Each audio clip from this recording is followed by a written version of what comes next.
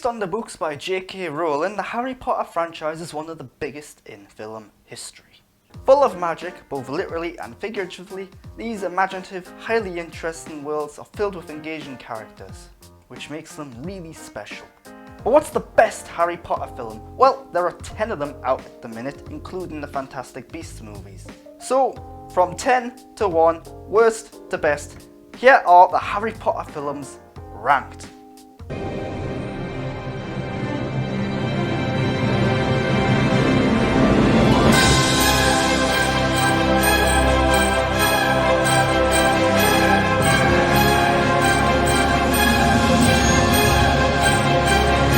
The original Fantastic Beasts and Where to Find Them sounded so good on paper.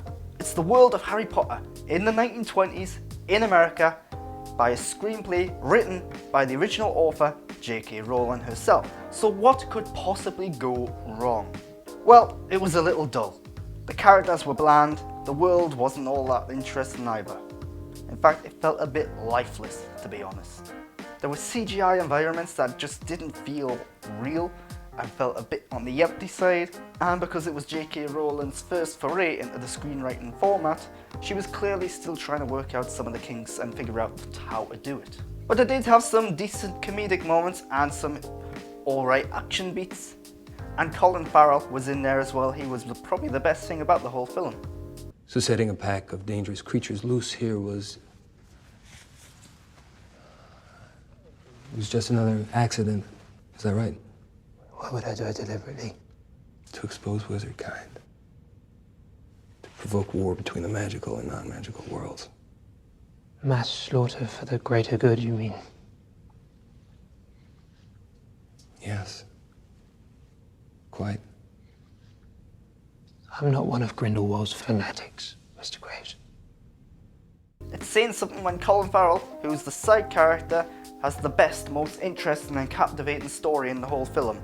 And then the main character, Newt Scamander, played by Eddie Redmayne, is probably the least interesting, the least likeable part of the film. Not a bad character by any means, but he should not be the main character of a franchise like this. Ultimately though, Fantastic Beasts and Where to Find Them felt like a film that just didn't need to exist.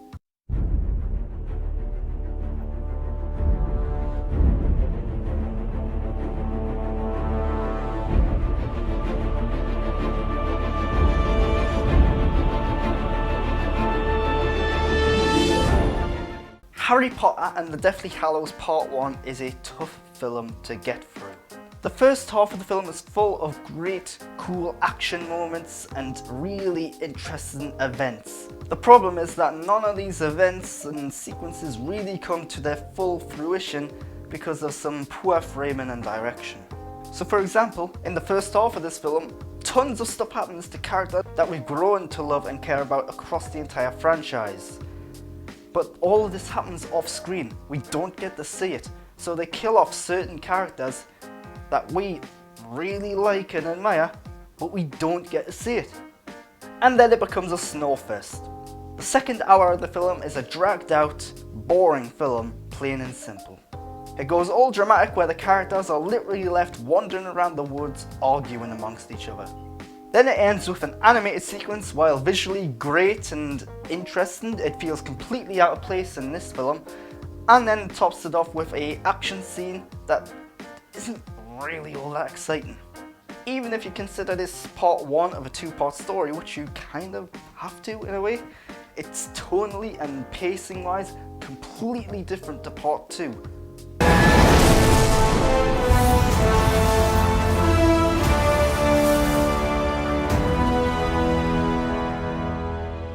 The Crimes of Grindelwald is just a little bit better than the original Fantastic Beasts. This time it transports the characters to Paris, and it introduces us to a new dark wizard, played questionably by Johnny Depp, but we'll not get into that. I can't move against Grindelwald. It has to be you. And in the background of it all is a magical civil war kind of brewing. Like the first film, it sounded great on paper. Where this one really ups the game from the original Fantastic Beasts is in the opening sequence with an action scene taking place on a carriage. Really creative, really exciting, great visuals all throughout that scene. And of course it introduces us to a young Dumbledore played by Jude Law. I know he's working under your orders. What do you have to say for yourself, Dumbledore? If you'd ever had the pleasure to teach him, you'd know Newt is not a great follower of orders. Sadly, the film doesn't really work that well as a film. It's full of characters who we don't know, and it's full of characters that simply don't get any sort of development or any good development, meaning that for most of this film, they're just kind of blank slates and they're not all that interesting. And then, at other moments in the film, it feels really forced when we're finding out things about them, and it feels really unsuitable the moments in which we're finding these things out. For example, a scene towards the end of the film has the character stop, short of time, and literally just reveal everything about themselves. Why do any of these characters feel the need to do this there and then, when literally right around the corner there's a dark wizard trying to start a war? Like, what this dark wizard is doing is pretty important, has big implications for the world around, and yet all the main characters, the only people who are trying to stop him, are more interested in themselves and their backstory. Quite frankly, the story I think would have worked pretty well as a book, and I kind of wish that J.K. Rowling just wrote these as a book series. Luckily, the action scenes and the imaginative world does boost this film up a bit.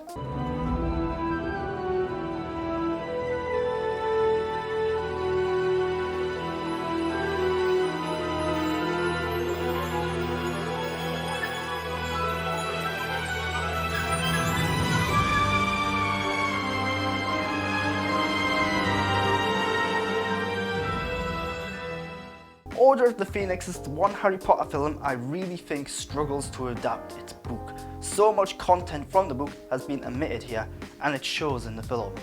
What we have instead is a pretty streamlined, briskly paced film that, yes, it's enjoyable, yes, it's likable, but it kind of loses what made the book so good by removing so much content.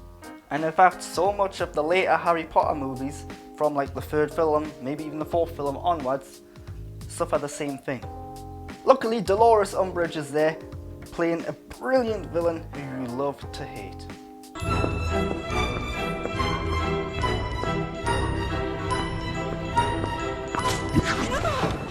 Just one question, dear.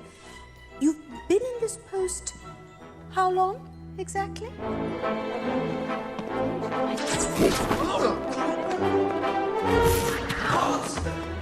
You applied first for the Defense Against the Dark Arts post, is that correct? Yes. But you were unsuccessful? Obviously.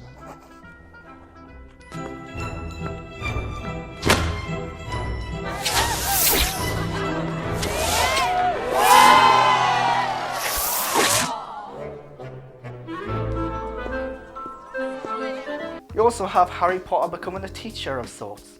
Why? Because they wanted to, I suppose. Yeah, this is a bit weird.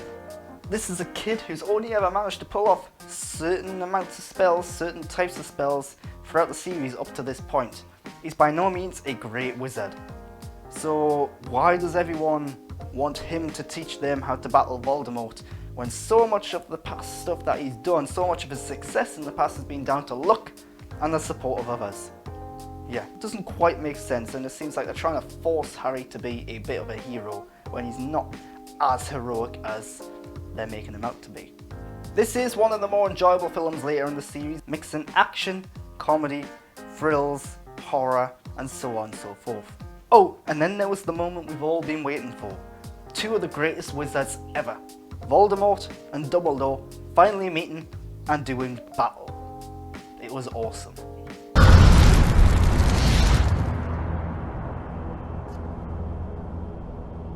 It was foolish of you to come here tonight, Tom. The orders are on their way. By which time I shall be gone. And you shall be dead.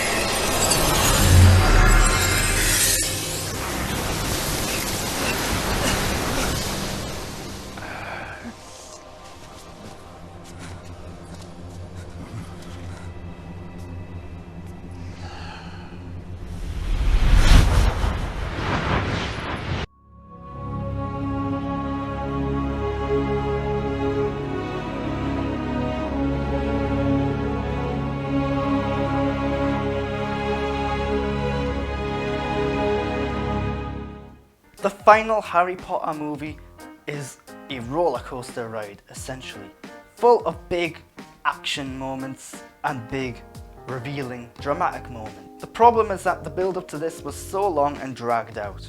There's also the problem that this film doesn't develop any of its characters. It relies entirely on all the past films to do that, which is kind of a good thing, but kind of mostly a bad thing as well.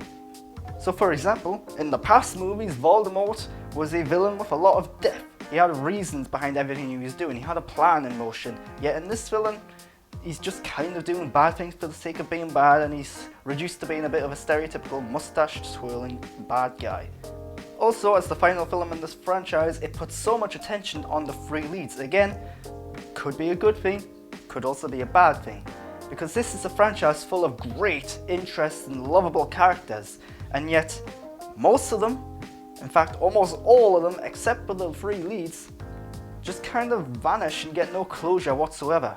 Major characters we've grown to care about die off screen, and then others simply vanish, never to be seen or heard from again. It's so disappointing and quite frankly a little insulting to the audience to treat these characters and this story in such a manner. Luckily, the big reveals and the big action moments are really good. Had they trimmed the fat of the past 2 or 3 movies, condensed the story a little bit, and even fleshed out some of the characters, adding some of the elements from the past film into this one, this would have been a near perfect ending.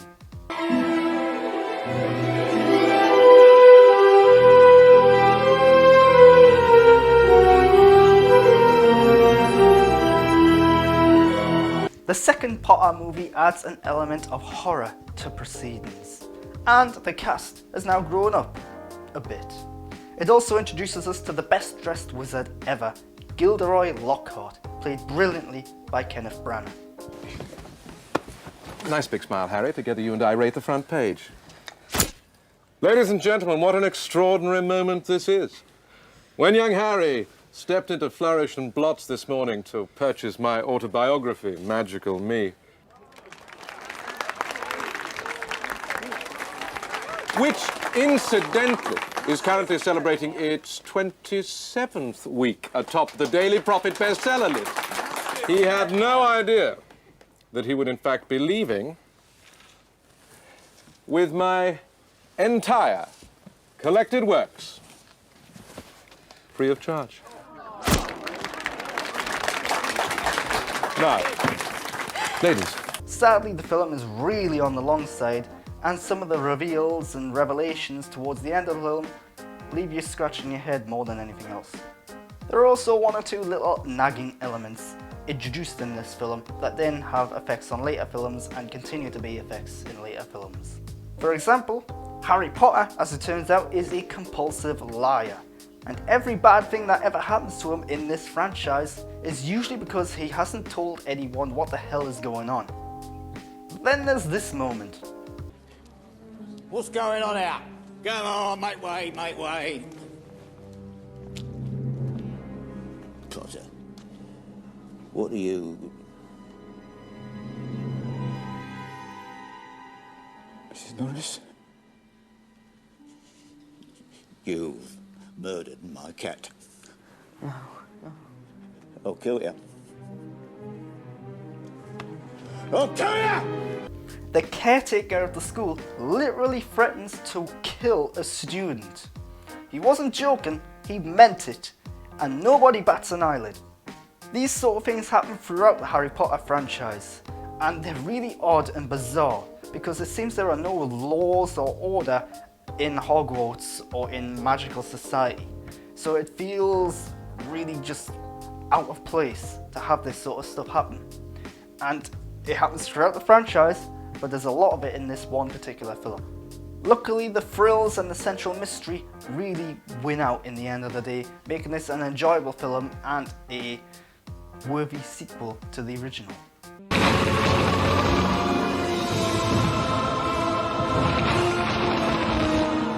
Speaking of the original, Harry Potter and the Philosopher's Stone. Yes, I'm using the actual title, not the dull American version, the Sorcerer's Stone.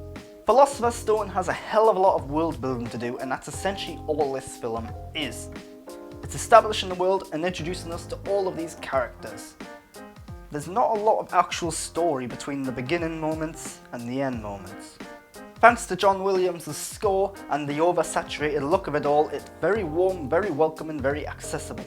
But as the first in the franchise that tries so hard to adhere to the book, it is a little on the long side, and the young cast at the time aren't really great at acting yet. One or two of them still aren't.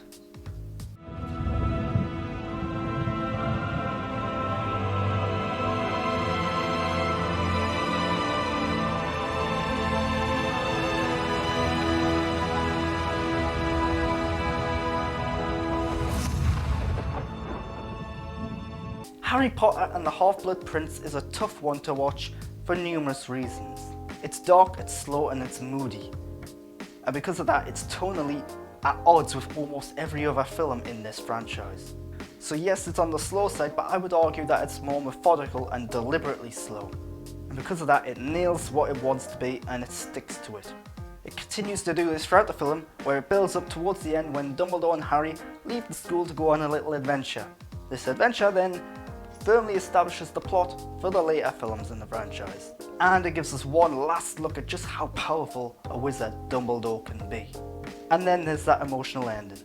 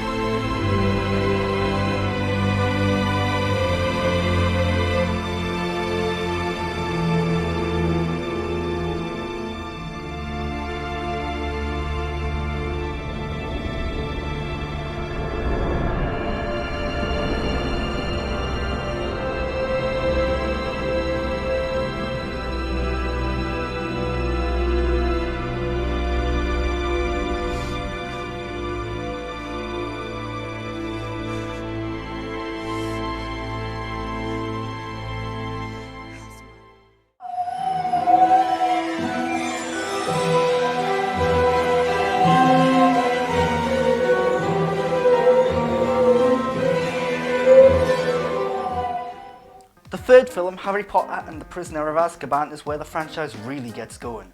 It's more of a standalone entry as well. You don't really have to have seen any of the other Harry Potter films, the two prior ones, in order to watch this one. Although I would recommend it.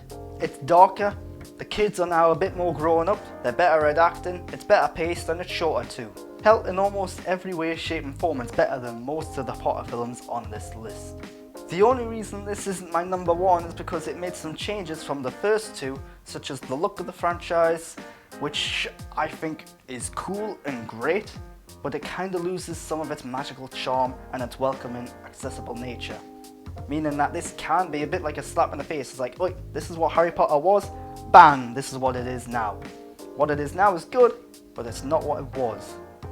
But it has a great mystery at its core, a really compelling villain, not going to say who that is, and it does a good job of fleshing out the main characters, giving the three leads much more to do than they have in the past. And of course it delves into Harry's background in a way that doesn't necessarily involve Voldemort quite as much.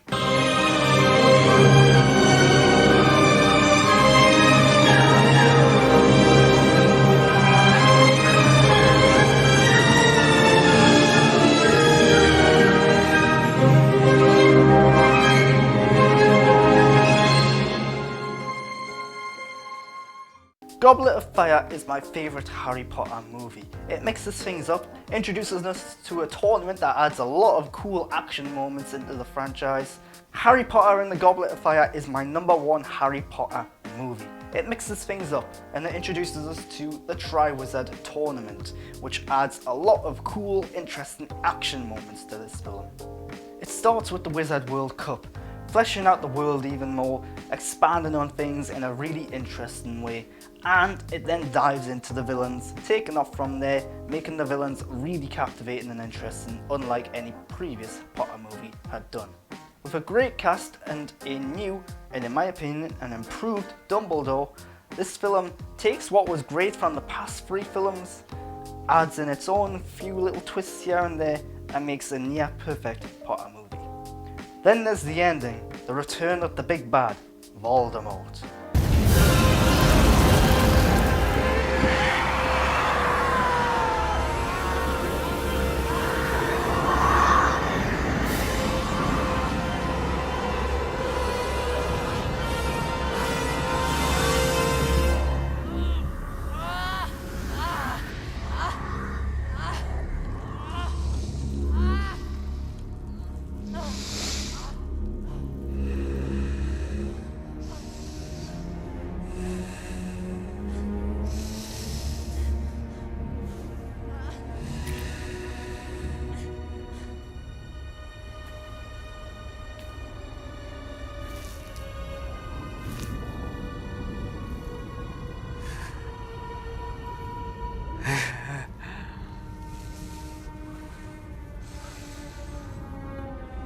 My wand, Wormtail. A duel between him and Harry, a deadly murder, because there's no other type of murder, and the introduction of Ralph Fiennes as one of the best, most intimidating and scariest villains ever. I'd argue that this film has everything: action, comedy, horror, romance. But there is the problem of Ron Weasley in this film being a bit of a dick. It doesn't last all that long, but it's there, and he's at his most annoying in this film. Well, those are the Harry Potter movies ranked. If you've liked this ranking, let me know in the comments down below. Give me a thumbs up as well. Also, what's your ranking of the Potter movies? Put them in the comments down below as well. I'd like to see those. If you've liked this, subscribe to my channel. The more subscribers I get, the more content like this I can make, and I just really appreciate it. You can also go over to Twitter and Instagram and follow me at @the_Grant Burton. But that's every Harry Potter movie ranked. So, thanks for watching so far. Expecto Patronum.